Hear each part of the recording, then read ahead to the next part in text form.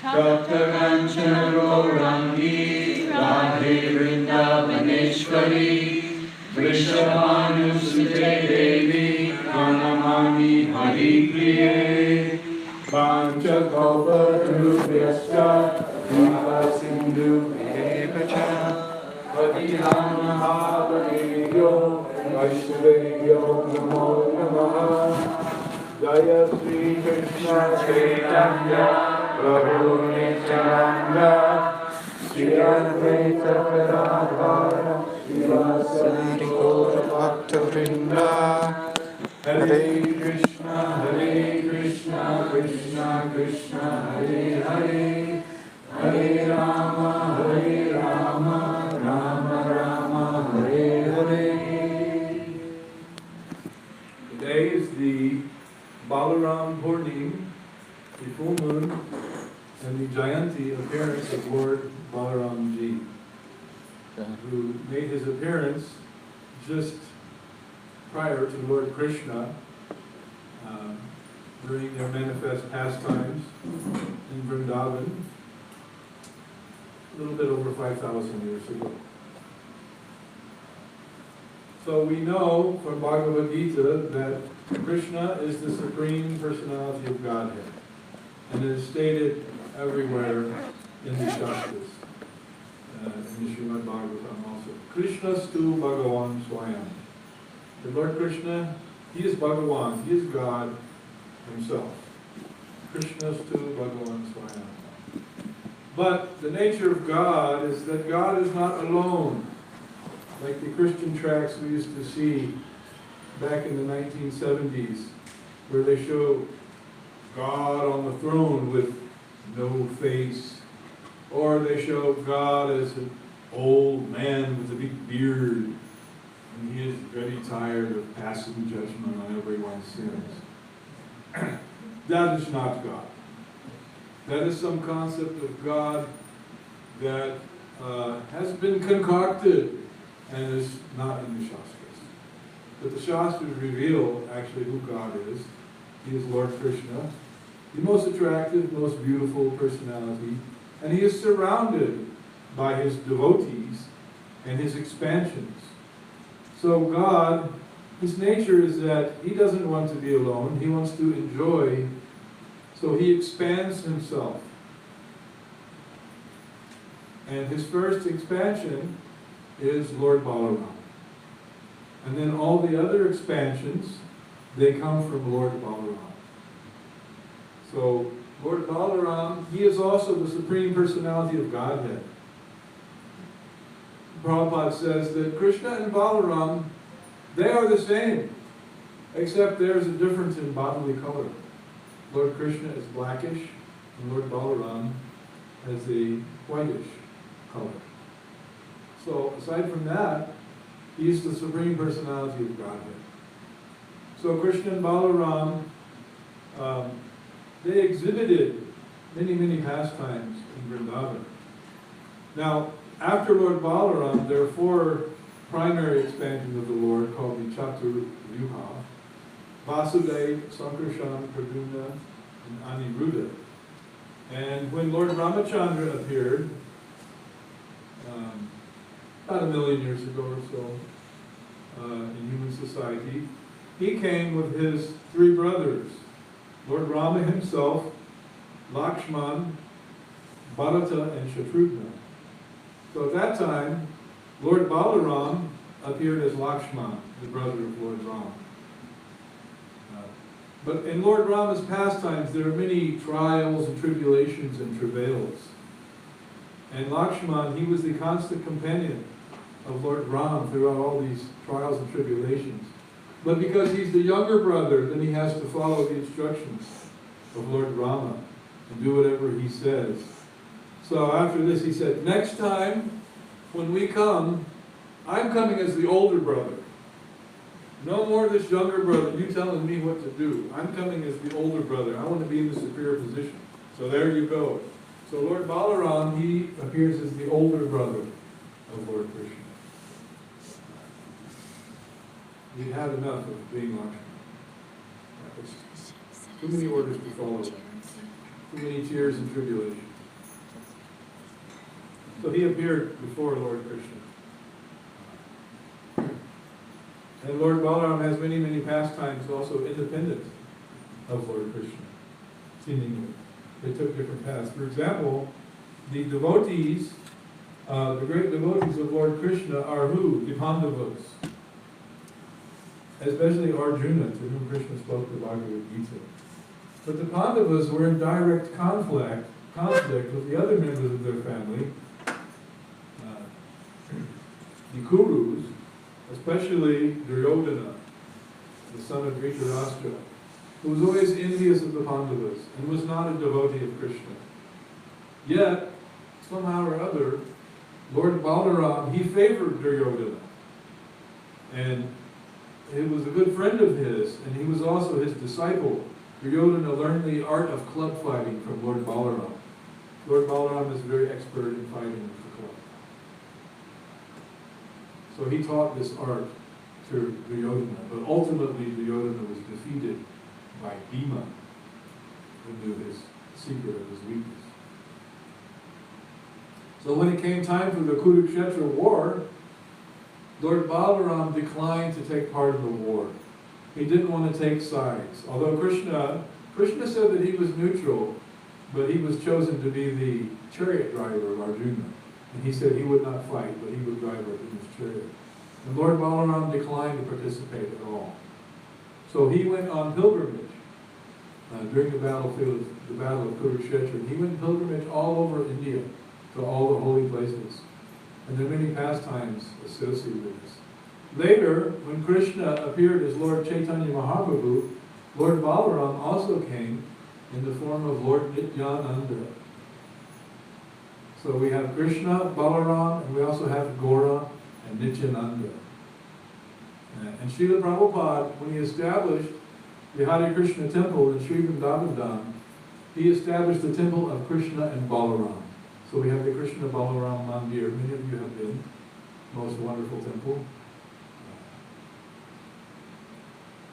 And Prabhupada said that he wanted to demonstrate, and there are not many temples of Krishna Balaram in Vrindavan. That may be the only one. Maybe there's a couple others. It's the only one with the main deities. Yeah, the prime principal deities. But also, there's Krishna Balaram and Radhesham and Gaura-Nitai. And Srila Prabhupada said he wanted to show to the world that there is no difference between Krishna and Balaram and Lord Chaitanya and Lord Nityananda. There is no difference. And that is quoted in one famous Vaishnava song, Brajendra Nandana Jai Sachi Suta Hoilose Balaram Hoilonitai.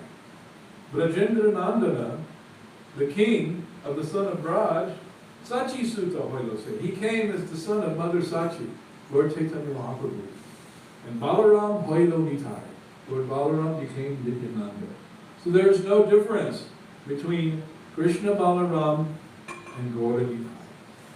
This is a very important point to understand.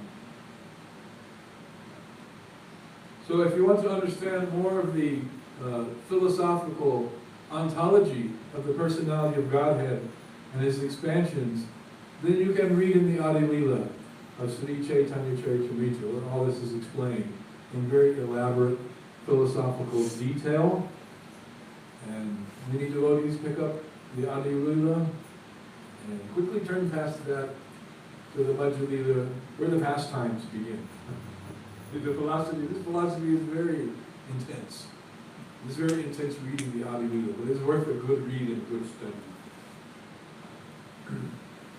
And then once you're qualified to understand the position of Lord Chaitanya and Lord Nityananda and Krishna and Balaram, then you can proceed to the pastimes and enjoy all the wonderful pastimes of Lord Chaitanya. So one source of the pastimes of Lord Balaram together with Lord Krishna is found in the Srimad Bhagavatam, Canto 10, the Sum Bone. And this has been rendered into a narrative by Srila Prabhupada as the Krishna book. So I'm going to read a little bit from chapter 15 of the Krishna book, The Killing of Dhenukasura. And Krishna and Balaram, just to set the scene, they're in the forest of Vrindavan with all their friends, and they're having their pastimes. Just like we see in this picture on the handbag of Mother Danakeli. You see Krishna and Balaram together with the cow. They're wearing garlands and the flute. You see the background, the cowherd boys. Very beautiful pastimes. So,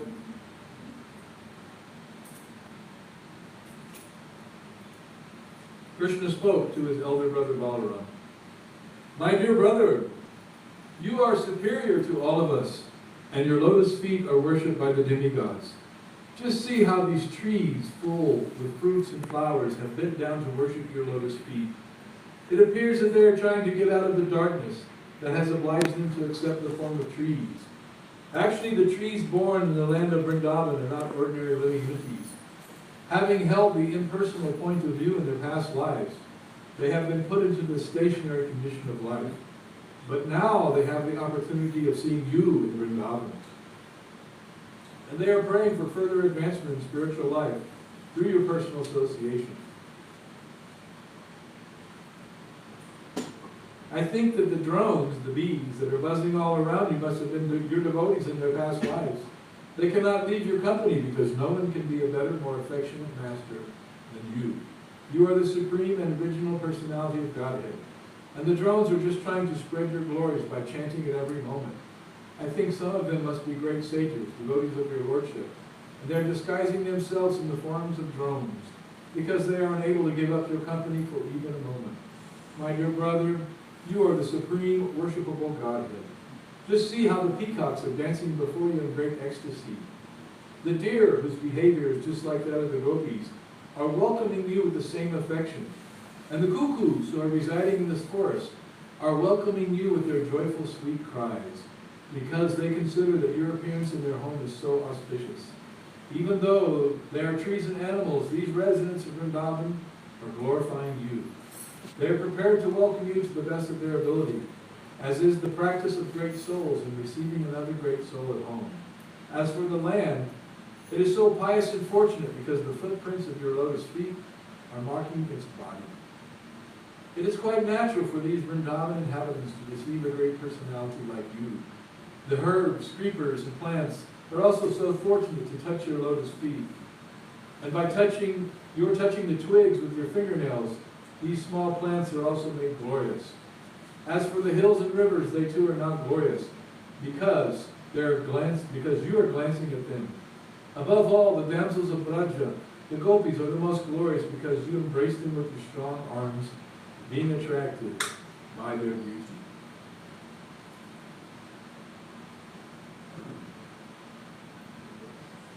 So they're having a good time, enjoying in the forest of Vrindavan, going along. And then,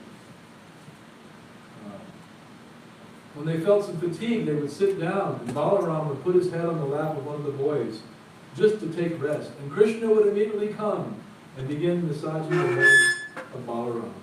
Sometimes Krishna would take a palm fan and fan the body of Balaram, causing a pleasing breeze to relieve him of fatigue.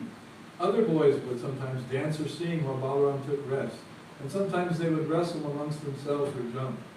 When the boys were thus engaged, Krishna would immediately join them, and catching their hands, he would enjoy their company and laugh and praise their activities. So here we see Krishna is serving Lord Balaram, and Lord Balaram also serves Lord Krishna. Actually, that's one thing Prabhupada points out to us, that Lord Balaram, although he is the personality of Godhead himself, he is imbued with the mood of service to Lord Krishna. So Lord Balaram is very Krishna conscious. He's thinking, I am the servant of Krishna, which is the essence of Krishna consciousness. And we should all follow in the footsteps of Lord Balaram by thinking that we are just the servant of the servant of the servant of Krishna. Even though he's the personality of Godhead, he still thinks that he is the servant of Krishna. exhibiting the highest form of Krishna consciousness. So while they were going along in the forest, their most intimate friends, Sridham, Subal, and Stoka Krishna, addressed Krishna and Balaram with great love and affection. Dear Balaram, you are very powerful. Your arms are very strong. Bala means strength, but Balaram is very powerful. Dear Krishna, you are very expert in killing all kinds of disturbing demons. Will you kindly know that just near this place there is a big forest of the name Talavan. This forest is full of palm trees, and all the trees are filled with fruits. Some have fallen down and some are very ripe even in the trees. It is a very nice place. But because of a great demon, Kasura, it is very difficult to go there. No one can reach the trees to collect the fruits. This demon is present there in the form of an ass, and he is surrounded by similar demon friends who have assumed the same shape. All of them are very strong, so it is very difficult to approach this place. It is not unusual for demons to be asses. There's one lesson we can learn here. Dear brothers, you are the only persons who can kill such demons. Other than you, no one can go there for fear of being killed. Not even animals go there, and no birds are living there. They have all left. One can only appreciate the sweet aroma that is coming from that place. It appears that up until now, no one has tasted the sweet fruits there, either on the tree or on the ground. Dear Krishna, to tell you frankly, we are very attracted by the sweet aroma. Dear Balaram, if you like, let us all go there and enjoy these fruits. The aroma of these fruits is now spread everywhere. Don't you smell it from here? When Balaram and Krishna were thus petitioned by their intimate friends, they were inclined to please them. And with smiling faces they proceeded toward the forest, surrounded by all their friends. Immediately upon entering the Talavan, Balaram began to yank the trees with his arms, exhibiting the strength of an elephant. Because of this jerking, all the fruits fell down on the ground. Upon hearing the sound of these falling fruits, the demon Kasura, who was living there in the form of an ass, approached with great force, shaking the whole field so that all the trees moved as if there were an earthquake. The demon appeared before Balaram and kicked his chest with his hind legs. That's how the ass is kicked. At first, Balaram did not say anything because it didn't affect him at all, even though he was kicked very powerfully by the big demon. But with great anger, the demon kicked him again, more vehemently. This time, Balaram immediately caught hold of the legs of the ass with one hand and, wheeling him around, threw him into the treetops. While he was being wheeled around by Balaram, the demon lost his life. Balaram threw the demon into the biggest palm tree about, and the demon's body was so heavy that the palm tree fell upon other trees, and several fell down. It appears as if a great hurricane was passing through the forest, and all the trees were falling down one after another. This exhibition of extraordinary strength is not astonishing, because Balaram is the personality of Godhead known as Ananta Sheshanag, who is holding all the planets on the hoods of his millions of heads. He maintains the whole cosmic manifestation exactly as horizontal and vertical threads hold the weaving of a cloth. A cloth is nothing but a thread woven together. You have the threads going this way and the threads going that way. And they're woven together. And in Sanskrit, that's called Otam Prokam. So Otam Prokam, Lord Balaram is the thread that holds the entire cosmic manifestation together. After the demon had been thrown into the trees, all the friends and associates of Kasura immediately assembled and attacked Balaram and Krishna with great force. They were also in the forms of these powerful four-legged asses. They were determined to retaliate and avenge the death of their friend. But Krishna and Balaram caught each of the asses by the hind legs, and exactly in the same way, wheeled them around. Thus they killed all of them and threw them into the palm trees. Because of the dead bodies of the asses, there was a panoramic scene. It appears as if clouds of various colors were assembled in the trees. hearing of this great incident, the demigods from the higher planets showered flowers on Krishna and Balarama and beat their drums and offered devotional prayers. Sahasra Shirsha Purusha Sahasrapta Sahasrapad Sahasrabahu Vishmatma Purusha Shukra prayer. So that is the story. And then a few days later, people began to come to Talavan Forest and collect the fruits, and animals began to return there without fear to feed on the nice grasses growing there. Just by hearing or chanting these transcendental activities and pastimes of the brothers Krishna and Balaram, one can amass pious activities. Shri Shri Krishna Balarama Ki.